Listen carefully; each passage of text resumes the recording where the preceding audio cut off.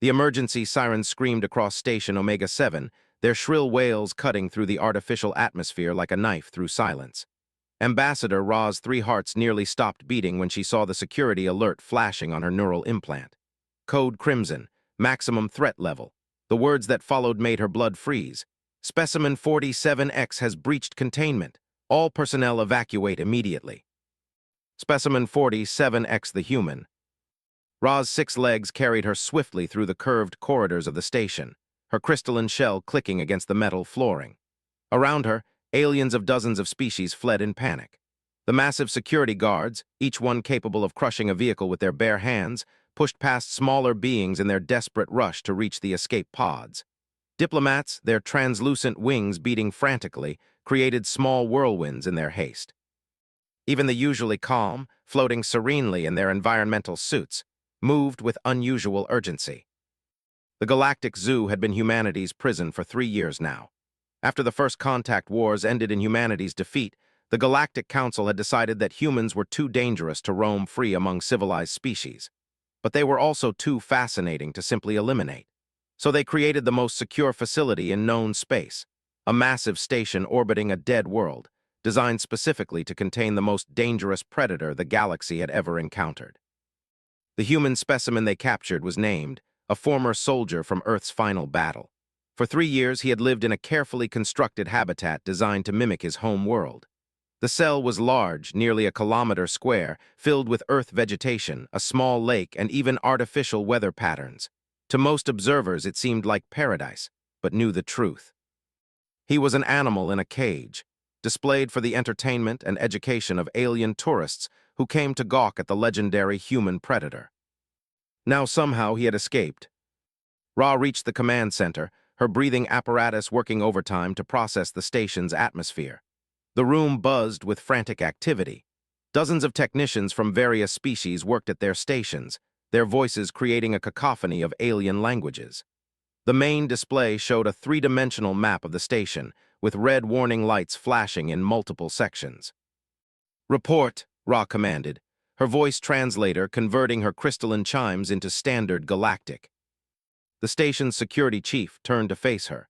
His usually pristine white feathers were ruffled with stress, and his large, round eyes darted nervously. "Ambassador, the situation is catastrophic. At 8:47 hours, Specimen 47X somehow disabled the electromagnetic barriers containing his habitat. Our sensors detected the breach 12 minutes ago."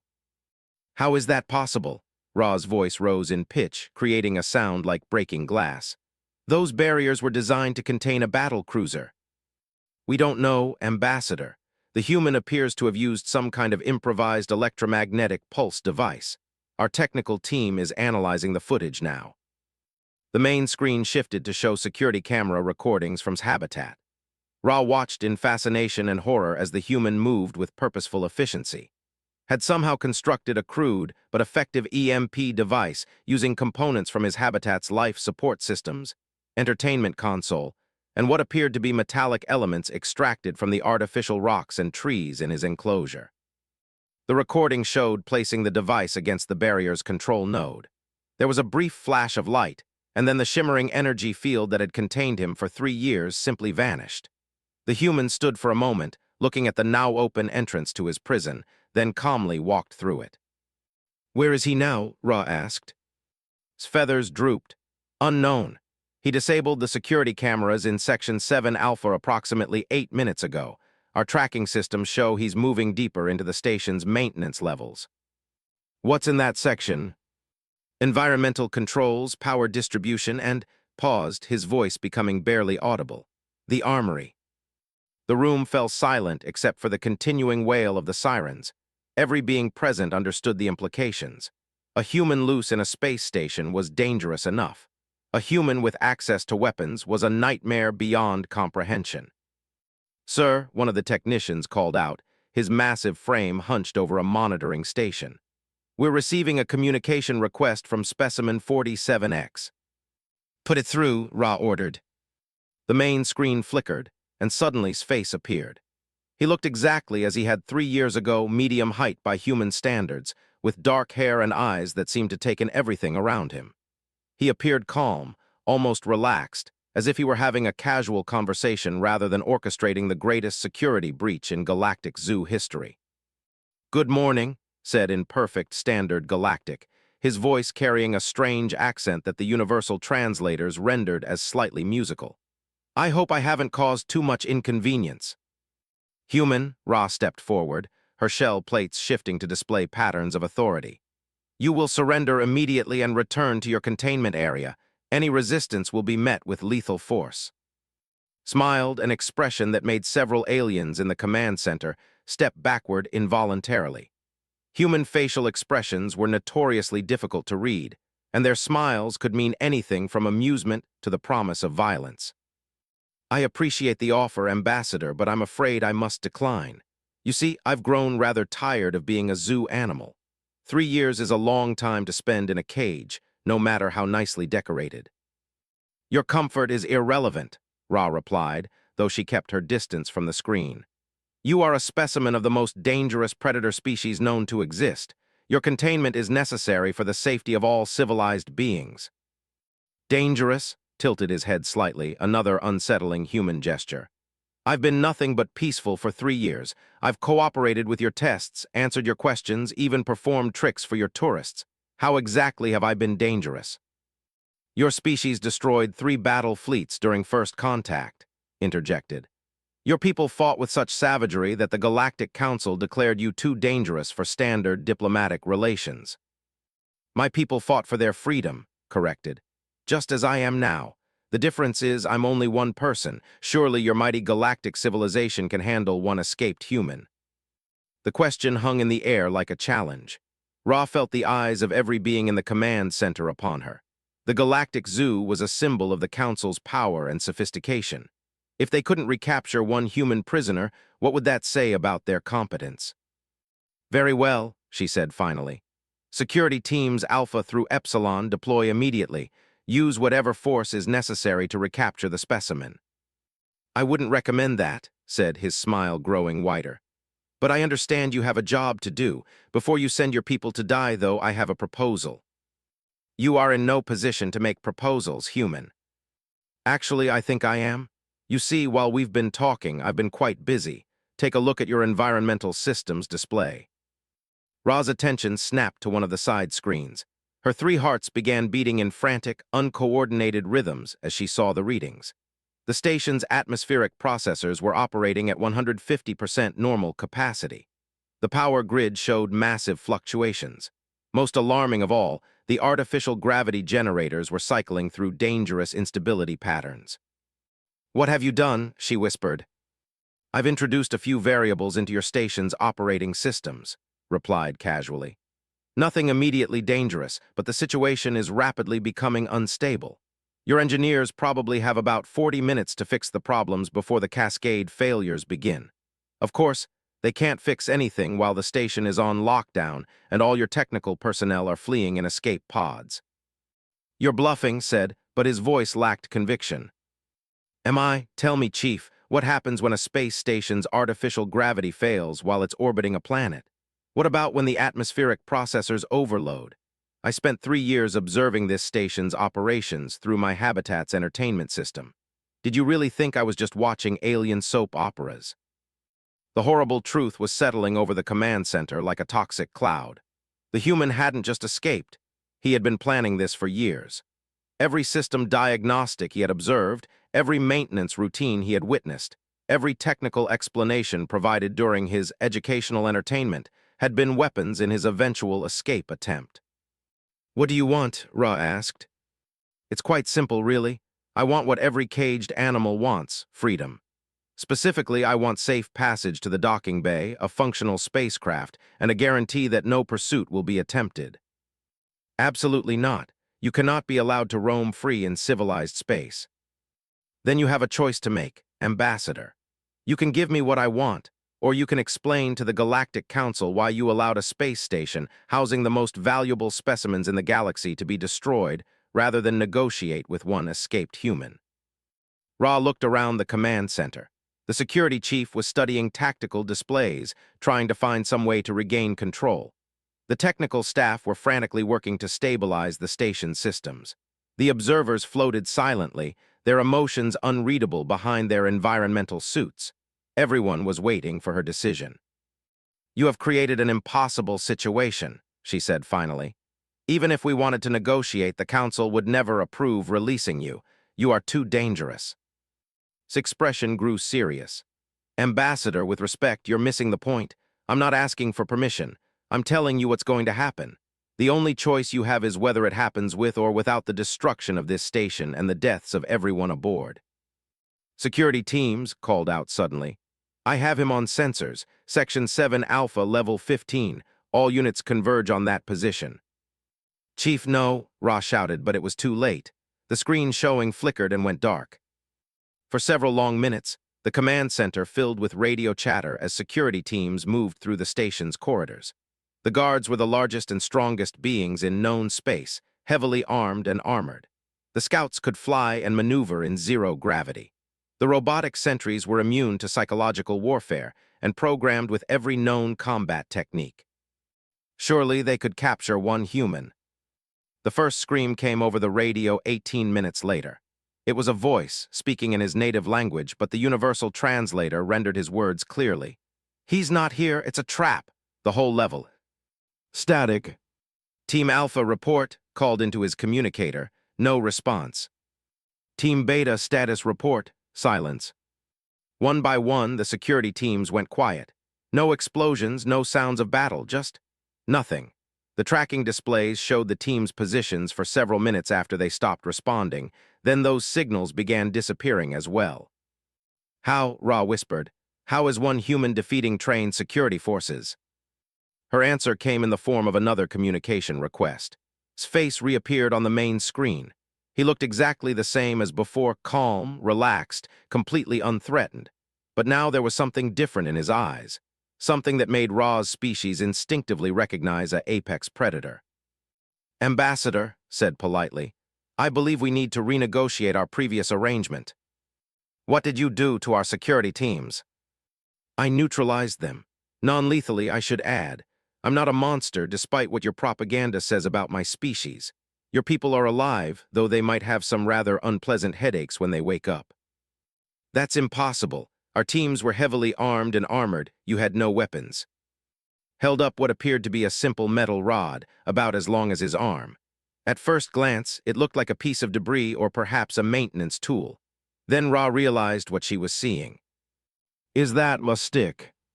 "Specifically, it's a support strut from the artificial tree in my habitat's recreation area. I've made a few modifications." Turned the rod slightly, revealing that one end had been sharpened to a point, while the other had been weighted with some kind of metal fixture. Sometimes the simplest tools are the most effective. The implications hit Ra like a physical blow. The human had defeated multiple teams of heavily armed security forces using nothing but a modified stick. The legendary human adaptability and resourcefulness weren't just stories, they were terrifying reality. "You see," continued, "your security teams made several tactical errors. First, they assumed that superior numbers and firepower would guarantee victory. Second, they didn't account for the fact that I've spent 3 years studying this station's layout, including maintenance shafts, emergency systems, and structural weak points. Third, they forgot that humans evolved on a world where everything was trying to kill us. We learned to be creative." "What do you want now?" Ra asked, though she suspected she already knew the answer. "The same thing I wanted before, freedom. But now the price has gone up. I want a ship, supplies for a long journey, and complete navigation data for this sector of space. In return, I'll restore your station systems and leave peacefully." "And if we refuse?" Smile returned, but now it held no warmth whatsoever. "Then I continue what I started. Your station has approximately 30,000 inhabitants, representing 200 different species. Many of them are unique specimens that can't be replaced. How many are you willing to sacrifice to keep one human in a cage?" The command center fell silent again. Ra realized that everything had changed. The human was no longer a captured specimen. He was a force of nature that had somehow found its way into their carefully ordered world. The question was no longer whether they could contain him, but whether they could survive his escape. The sirens continued to wail, but now they sounded less like warnings and more like funeral dirges. The most secure facility in the galaxy had been compromised by one human with a stick and 3 years to plan his revenge. And the worst part was, Ra was beginning to suspect that this was only the beginning.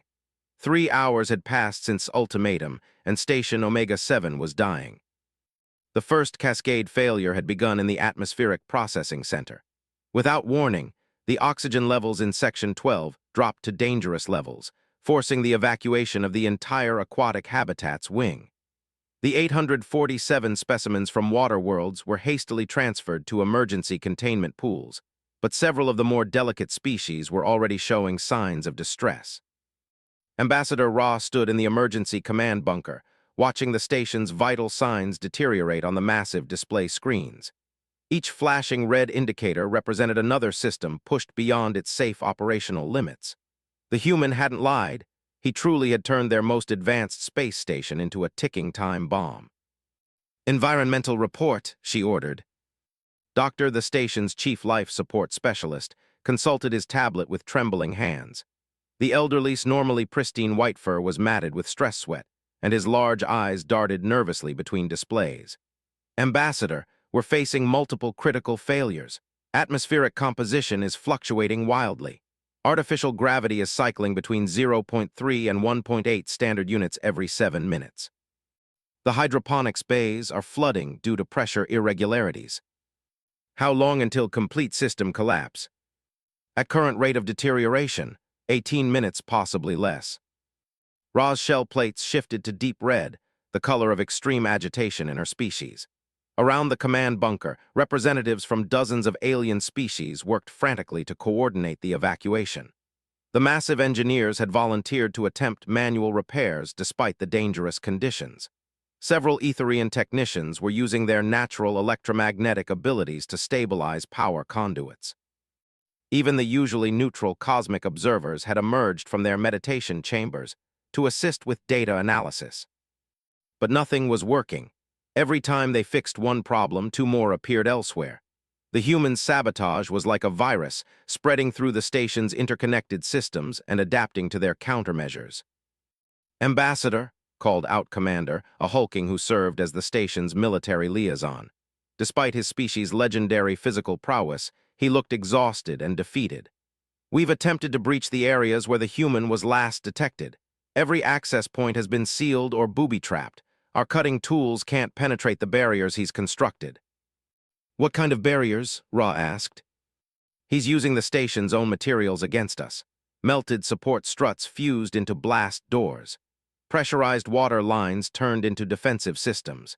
In one corridor, he actually reversed the artificial gravity and created a vertical maze that our troops can't navigate." The implications were staggering. Wasn't just hiding, he was actively fortifying his position using the station's infrastructure as both weapon and shield. Every repair attempt was countered by new sabotage. Every security effort was thwarted by clever traps that turned their own technology against them. "Sir," one of the communications specialists called out, "we're receiving another transmission from the human." "Put it through," Ra ordered, though she dreaded what might say next. The main screen flickered and appeared once again. But this time, something was different about his appearance. His clothes were cleaner and he looked refreshed, as if he'd been relaxing rather than engaged in guerrilla warfare. Most unsettling of all, he appeared to be in what looked like the station's executive dining facility, calmly eating what appeared to be a meal prepared from the emergency food stores. "Good evening, Ambassador," said pleasantly, taking a sip from what appeared to be genuine Earth coffee, one of the luxury items provided for the station's senior staff. "I trust you're having an eventful day. Human, you must stop this madness immediately. The station houses thousands of innocent beings. Many of them are the last survivors of their species." "I'm aware of the station's inhabitants," replied, his voice taking on a slight edge. "I've had 3 years to study the manifest, 537 endangered species, 12,000 specimens from 78 different worlds, quite an impressive collection of caged animals." "They're not caged. This is a preservation facility, protecting species that would otherwise be extinct." Set down his coffee cup and looked directly into the camera. When he spoke, his voice was quiet but carried an intensity that made every being in the command bunker step backward unconsciously. "Ambassador, let me tell you about cages. A cage doesn't stop being a cage just because it's large or comfortable or decorated with pretty things. A cage is defined by one simple characteristic: you can't leave. Every being on this station, no matter how well they're treated, is here against their will. They're prisoners, just like I was. That's different. They're here for their own protection. According to who? Did anyone ask them? Did you hold votes, conduct surveys, or did you simply decide that your superior galactic civilization knew what was best for lesser species? Ra felt her shell plates shifting to uncomfortable patterns. The human's words were hitting closer to home than she cared to admit. The Galactic Zoo had been created with the best intentions, but was forcing her to examine those intentions from a perspective she'd never considered. The preservation of endangered species is a noble cause, she said finally. I agree completely, replied, his expression softening slightly. Which is why I've spent the last few hours reviewing your facility's actual preservation protocols. Did you know that 73% of the species here could successfully be relocated to protected wilderness areas on suitable worlds? Another 19% could thrive in supervised release programs. Only 8% actually require the level of artificial environment you're providing. How could you possibly have access to that data? Smiled and gestured to something off camera. A small floating device, clearly of alien manufacture, drifted into view. Your administrative AI has been very helpful. Apparently, the security protocols that prevented me from accessing sensitive data while I was officially a prisoner don't apply now that I'm officially an escapee. Commander leaned forward, his massive frame casting shadows across the command center. That's impossible. Our AI systems are isolated from prisoner access terminals. Isolated, yes, but not from maintenance access points. Did you know that your habitat monitoring systems connect to the main data network through 17 different pathways? I've had 3 years to map every single one. The horrible truth was beginning to dawn on Ra. The human hadn't just been planning an escape. He had been conducting a complete intelligence operation from within his cage. Every system diagnostic, every data transfer, every administrative function he had observed or gained access to had become part of an incredibly detailed understanding of their entire operation. What do you want? She asked, using his name for the first time. I want to help, he said simply.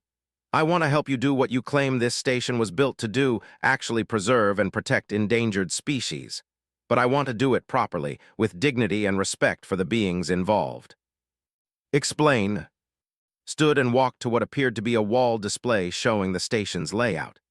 As he moved, red indicators began lighting up across the schematic, not new failures, but illustrations of what he had already done.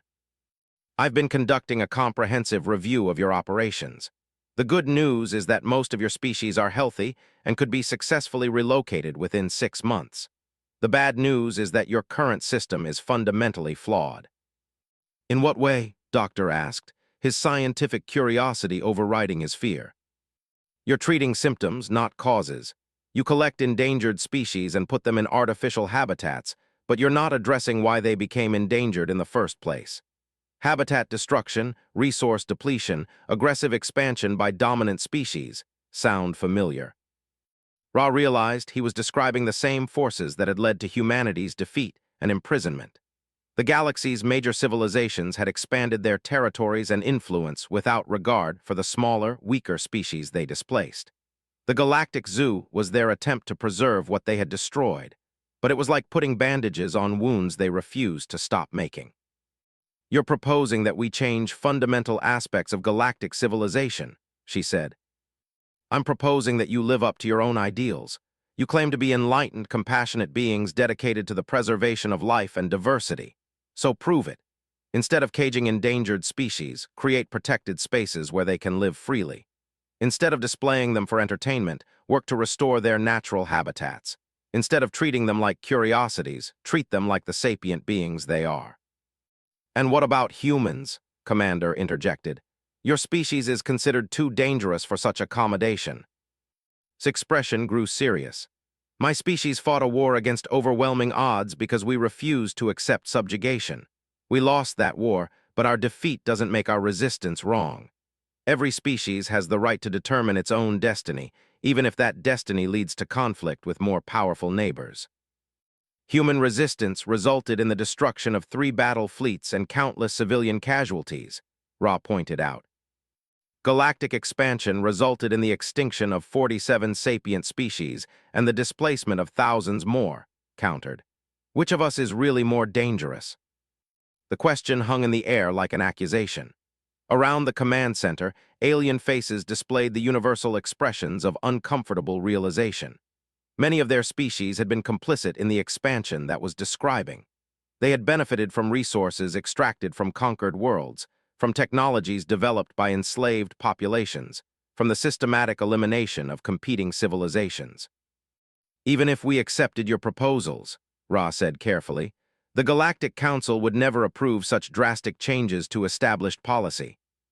Then don't tell them, said with a slight smile. At least not all at once. Start small. Begin with voluntary relocation programs for species that can survive in natural environments. Establish a few genuine protected habitats. Demonstrate that preservation can be achieved without imprisonment. And you, what happens to you in this scenario? Was quiet for a long moment, and for the first time since his escape began, he looked genuinely uncertain. I honestly don't know, he admitted. I can't return to a cage no matter how comfortable, but I also can't pretend that my presence in civilized space wouldn't cause problems.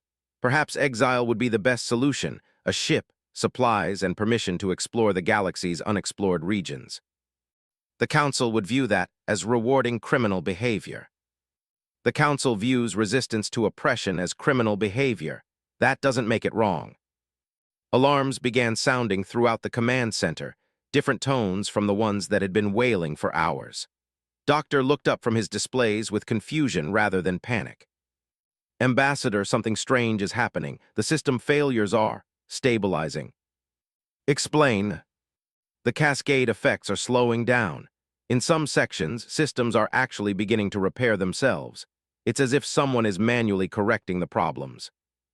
Appeared on the screen again, but now he was clearly in the station's main engineering section, surrounded by displays and control panels that no prisoner should have had access to. I'm running out of time to make repairs, he said. Your people have been very persistent in trying to reach me, and I can't maintain this level of interference indefinitely. You're fixing the station? Ra asked in amazement. I'm preventing a disaster that would kill thousands of innocent beings. My argument is with the system, not with the individuals trapped within it. Paused in his work to look directly at the camera. But I want something in return. What? A chance, not freedom. I understand that's impossible right now. But a chance to prove that there's a better way to handle this situation. Give me 1 month as a consultant instead of a prisoner. Let me work with your staff to develop genuine preservation protocols. If my ideas don't work, if I prove to be too dangerous or disruptive, then I'll return to containment voluntarily. That's impossible, Commander interjected. The security risks alone are manageable, interrupted. You've seen what I can do when I'm actively working against your systems. Imagine what I could accomplish if I was working with them instead. Ra found herself in an impossible situation. The human's proposal was reasonable, even admirable, but it went against every security protocol and policy directive she had ever received. Yet the alternative was to continue a system that had just been exposed as fundamentally flawed by someone who had spent 3 years studying it from the inside. I need to consult with the Council, she said finally. I understand. But while you're consulting, remember this. I've just demonstrated that your most secure facility can be compromised by one determined individual with improvised tools and careful planning. If you continue treating prisoners like animals, eventually one of them will decide to treat you the same way. The screen went dark, leaving the command center in stunned silence. Outside, the station's systems continued their slow recovery as work to undo the damage he had caused. But the real damage, the damage to their assumptions, their policies, and their understanding of what they were actually doing, would take much longer to repair. Ra looked around at the faces of her staff. Aliens from dozens of species, all grappling with the same uncomfortable realization that their noble mission of preservation might not be as noble as they had believed. The human had escaped from his cage, but in doing so, he had forced all of them to examine the cages they had built for themselves. 6 months after the escape that nearly destroyed Station Omega 7, Ambassador Ra stood in what had once been his prison cell. The artificial habitat had been transformed into something unprecedented in galactic history, a genuine diplomatic meeting space where beings from different worlds could gather as equals rather than prisoners and guards. The electromagnetic barriers were gone. The monitoring equipment had been removed. In their place stood simple furniture designed to accommodate a variety of alien physiologies, a communications array that connected to the galactic network without restrictions, and windows that looked out onto real stars rather than holographic projections. Sat across from her at a curved table, reviewing data tablets and star charts with the focused intensity that had made him so dangerous as a prisoner and so valuable as a consultant. His appearance had changed over the past months. The tension that had marked his features during his 3 years of captivity was gone, replaced by something Ra was learning to recognize as hope. "The delegation has agreed to the relocation program," said, looking up from his work. "They're offering 3 uninhabited worlds in their outer territories for the crystalline hive species, natural cave systems, appropriate mineral composition, and protection from electromagnetic interference." "That's remarkable progress," Ra replied, her shell plates shifting to patterns of satisfaction. "How many species does that bring to?" 247 successful relocations so far. Another 112 are in negotiation phases. We're actually ahead of schedule. The transformation had been gradual but dramatic. After heated debates with the Galactic Council, Ra had managed to secure approval for its experimental consultation program.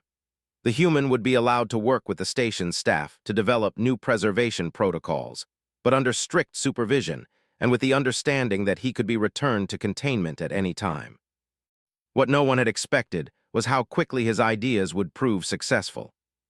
Had approached the challenge of species preservation like a military campaign, but one fought with diplomacy instead of weapons.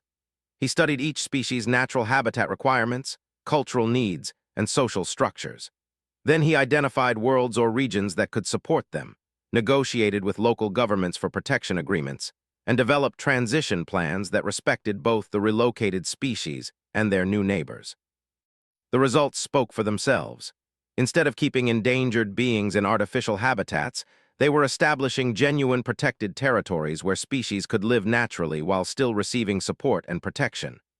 The cost was lower, the success rate was higher, and most importantly, the relocated species were happier. "There's something else," said, his expression becoming serious. "I've received a communication from Earth." Ra's 3 hearts skipped beats in unison. Contact with Earth had been forbidden since humanity's defeat. The planet was under quarantine, its surviving population confined to their home world under strict galactic supervision. "That should be impossible," she said. "All communications with Earth are monitored and restricted." "Not all communications," replied with a slight smile. "The same networks I used to escape also allow for certain, creative forms of data transmission. The Resistance on Earth has been watching what we're doing here." "The Resistance?" Ra felt her shell plates shifting to alarm patterns. "Human resistance activities are supposed to be dormant." "They are, mostly. But they've been monitoring galactic communications for years, looking for any sign of what happened to their captured soldiers. When news of our preservation program began spreading through diplomatic channels, they took notice. Activated a holographic display showing what appeared to be a standard diplomatic message. But as Ra watched, subtle patterns in the text became apparent. Hidden codes embedded within routine trade negotiations and cultural exchanges. "They want to meet," continued. "Formally, they're proposing an official diplomatic contact to discuss human participation in galactic preservation efforts." "That's absolutely impossible," Ra said immediately. "The Council's position on human diplomatic status is clear. Your species is too aggressive and unpredictable for normal relations." "Is it? I've been working alongside your people for 6 months now. Have I been aggressive or unpredictable?" Ra had to admit that had been a model consultant. He worked long hours, showed respect for alien customs and physiologies, and had never once made threats or displayed the violent tendencies that galactic propaganda attributed to humans. More importantly, his ideas had revolutionized their entire approach to species preservation. "You're one individual," she pointed out. "The Council's concerns are about humanity as a whole." "Then let them meet humanity as a whole, not as conquerors or prisoners, but as potential partners in galactic preservation efforts. Leaned forward, his expression earnest. Think about it, Ambassador. Humans evolved on a world where survival required constant adaptation and cooperation. We understand what it means to live in harmony with diverse ecosystems because our own survival depended on it. Your species also nearly destroyed your home world through warfare and environmental damage. And then we fixed it. Earth's ecosystem is healthier now than it's been in centuries. We learned from our mistakes. Paused, choosing his words carefully. Every species makes mistakes, Ambassador. The question is whether they learn from them or repeat them endlessly. Ra considered his words. The past 6 months had forced her to confront uncomfortable truths about galactic civilization. The Galactic Council's expansion policies had indeed displaced countless species and destroyed numerous ecosystems. The zoo had been created to preserve what they had destroyed, but it treated symptoms rather than causes, exactly as it argued.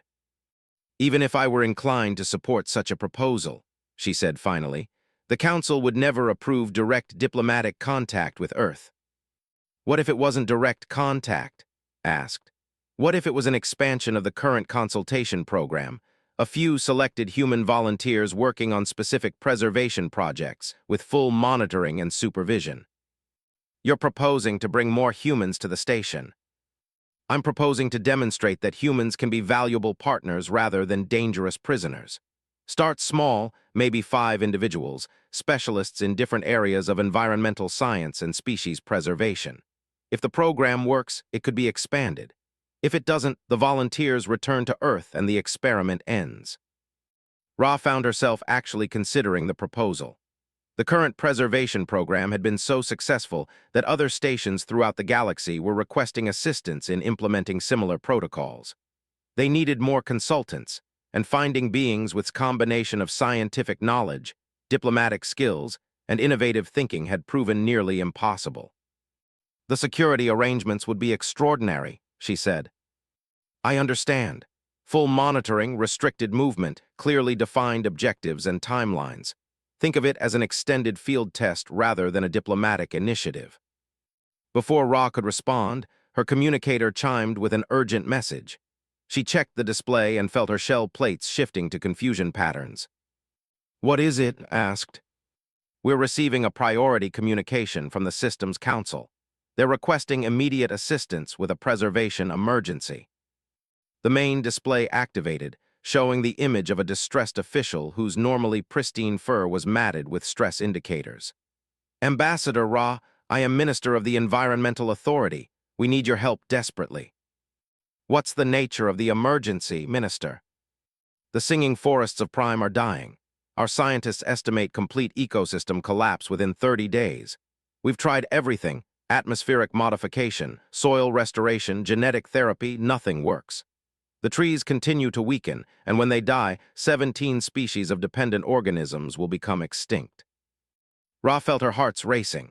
The singing forests were one of the galaxy's most renowned natural wonders, vast groves of trees that produced harmonic frequencies as they grew, creating music that could be heard from orbit.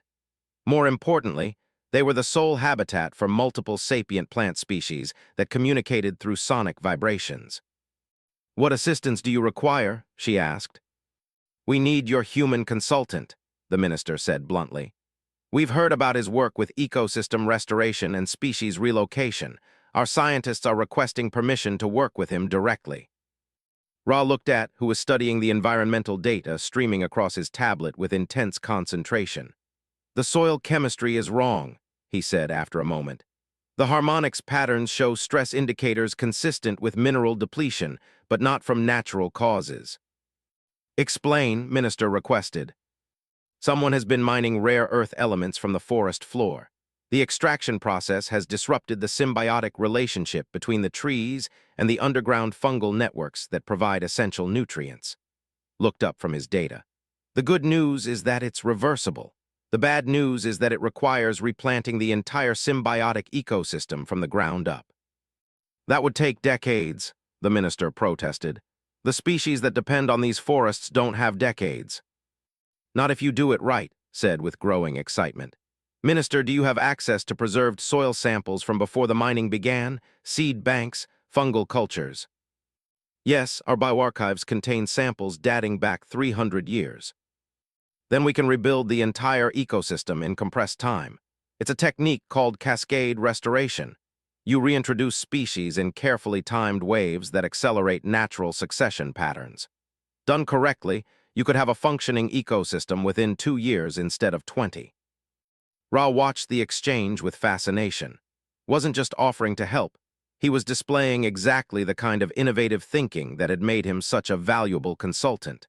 But more importantly, he was demonstrating the cooperative, constructive approach that could revolutionize galactic attitudes toward humanity.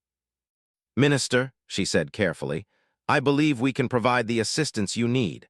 However, it would require expanding our current consultation program to include direct fieldwork." "Whatever authorization you require, you have it," the minister replied. "The Systems Council will provide full diplomatic support for any reasonable arrangement." After the communication ended, Ra turned to, "You realize what you've just committed to? This would be the first time a human has been allowed to work directly on an inhabited world since your species' defeat." "I realize," said quietly. "I also realize that this could be the opportunity we need to prove that humans can be partners rather than threats. Or it could be a disaster that confirms every negative stereotype about your species." "True, but that's a risk worth taking. Ambassador, you've seen what's possible when beings work together instead of keeping each other in cages. The singing forests are dying because someone prioritized short-term profit over long-term sustainability. If we can fix that, if we can demonstrate that preservation and cooperation are more valuable than exploitation and domination, then maybe we can start fixing the larger problems facing galactic civilization." Ra looked out the window at the stars, thinking about the choice before her. She could maintain the status, keep as a consultant, continue the limited preservation program, and avoid the risks that came with challenging established policies. Or she could take the chance that a former prisoner might be right about the need for fundamental change. "I'll contact the council," she said finally, "but I want your word that you'll abide by whatever security restrictions they impose." "You have it," replied without hesitation. "And this isn't just about preserving forests or relocating endangered species. This is about proving that former enemies can become allies. Don't make me regret this decision." Stood and extended his hand in the human gesture of agreement that Ra had learned to recognize. "Ambassador, I've spent 3 years in a cage and 6 months learning about galactic civilization. I've seen the worst and the best of what this galaxy has to offer. I won't waste the opportunity to help build something better." 3 weeks later, became the first human in galactic history to set foot on an alien world as a welcomed guest rather than a conquering invader or captured prisoner. The singing forests of Prime had fallen silent, but in the soil beneath their dying roots, the seeds of something unprecedented were taking hold. Not just the symbiotic organisms that would restore the ecosystem, but the first tentative growth of trust between species that had been enemies for too long. The galaxy's deadliest creature had escaped his cage, but what he had found outside, it wasn't the freedom to destroy or conquer. Instead, he had discovered something far more powerful, the opportunity to help create a civilization where cages weren't necessary because all beings could find their place among the stars. The transformation was just beginning, but for the first time since the war's end, both humans and aliens were daring to hope that their shared future might be brighter than their divided past.